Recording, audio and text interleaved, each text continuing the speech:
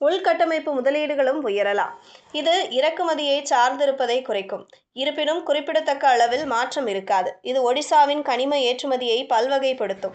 ஒடிசா ஏற்கனவே இந்தியாவின் குரோமைட்டில் 96% கொண்டுள்ளது. பாக்சைட்டில் 52%, இரும்பு தாதுவில் 33% இருப்புகளை ஒடிசா கொண்டுள்ளது.